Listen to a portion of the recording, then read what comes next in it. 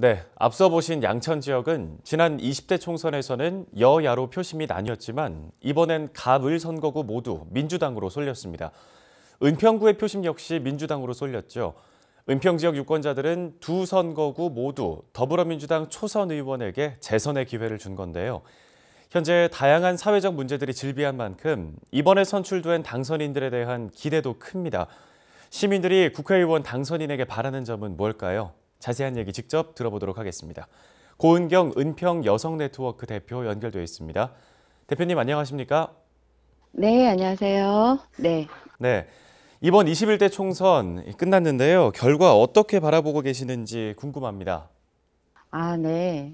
이번 선거 같은 경우에는 코로나19라는 특수한 상황 속에서 치러진 선거였잖아요. 그래서 사회적 거리두기를 실천하면서 이렇게 선거를 치르는 초유의 상황이었습니다.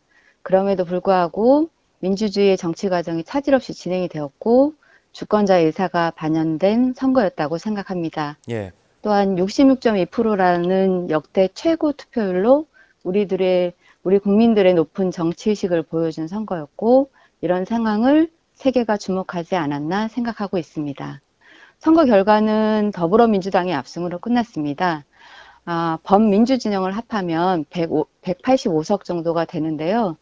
이것은 국민들이 개헌한 힘은 주지 않지만 정책을 추진할 힘은 부여한, 특히 국회 선진화법이라든지 패스트트랙 최장 1년까지 가능한 이런 것이라고 생각을 합니다. 예.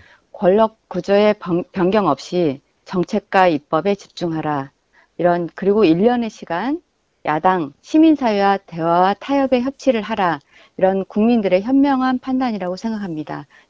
네, 이제 지역의 일꾼이 새로 뽑혔는데요.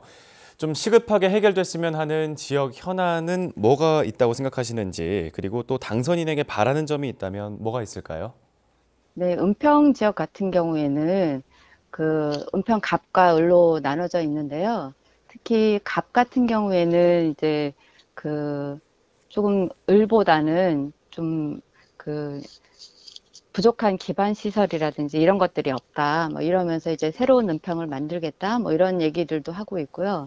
은평을 같은 경우에는 광역자원 순환센터라든지 이런 것들로 인해서 주민들과 갈등이 좀 드러난 그런 거라고 보여지는데요. 예. 이런 갈등들을 이번에 당선인인 민주당의 후보들이 잘 봉합할 수 있도록 하는 것과 은평 갑 쪽에 있는 기반 시설들을 좀 새롭게 잘 안치는 것, 이런 것들을 좀 했으면 좋겠고요. 근데 무엇보다 중요한 것은 주민들의 의견을 좀 귀 기울여 들었으면 좋겠다. 그렇게 생각하고 있습니다. 왜냐하면 갈등이 드러나는 것은 의지도 있겠지만 주민들의 의견이 잘 반영이 안 되고 있고 소통의 통로를 제대로 확보하지 못하는 측면들이 있다라고 생각이 들고요.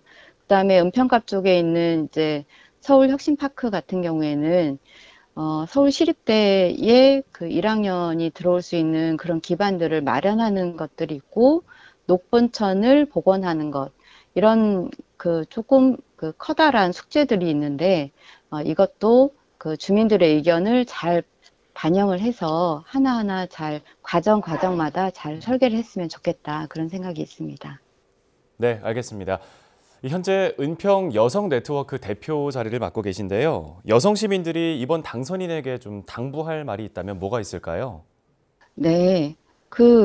우리 여성의 문제는 사회적 약자의 문제를 대변하는 것이지, 단순하게 생물학적인 성의 문제로 얘기하는 것은 아니죠. 그래서 성평등의 민주주의 완성이라는 기체 아래 기존 패러다임의 변화로 새로운 시대를 열어가기 위해서, 특히 이번 같은 경우에는 텔레그램 엠번방 같은 이런 성범죄들이 있는데, 이런 거에 대한 강력한 법 제도 마련과 그리고 포괄적인 차별금지법 제정 등을 바라고 있습니다. 예. 그리고 또한 강간죄에 대한 판단 기준을 폭행이나 협박이 아닌 동의 여부로 개정을 하고, 또한 이제 유아부터 청소년까지, 그리고 남녀 모두 성평등한 교육을 좀 강화한다든지, 그리고 마을마다 성평등 교육을 확대를 한다든지 이런 것들을 원하는데 그것을 위해서 조금 더 이번 국회가 좀 앞장서 주시기를 특히나 이제 은평에 당선된 당선인들이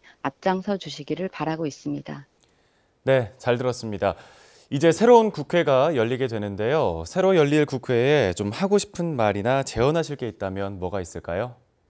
네, 우리는 지금 코로나19의 전과 후가 완전히 달라지는 세상을 맞이할 거라고 보고 있습니다. 그래서 그, 이, 다시 한번 국가와 정치의 중요성을 확인하고 있는데요. 그 과정에서 이제 중요한 사회적인 과제들이 무엇인지도 알아가고 있는 그런 상황이죠. 그리고 또한 그 1919년 3.1운동 이후에 임시정부 수립 이후 100년을 보내고 새로운 100년의 초석을 다지는 국회를 구성하고 있는 거죠. 그래서 그 지난 100년과 이후의 100년은 엄청나게 다른 그 시기를 맞이할 것이기 때문에 이런 그 새로운 100년을 그리고 또한 코로나 이후에 그 패러다임의 변화를 잘 반영할 수 있는 국회, 그리고 그런 법들을 잘 정비하고, 특히나 이제 그 지금 지방 분권이 되면서 지방자치와 관련한 법 개정이라든지 다양한 그 일들이 되게 많습니다. 예. 이런 것들을 그 끊임없이 좀 열심히, 특히나 은평에 당선된 그 당선인들이 그 좀 앞장서서 국회를 잘 이끌어 나갔으면 좋겠다. 그런 생각을 하고 있습니다. 네, 알겠습니다. 시민들의 다양한 목소리와 요구가 잘 반영되는 그런 21대 국회를 기대하겠습니다. 오늘 말씀 여기까지 듣겠습니다. 감사합니다. 네, 감사합니다.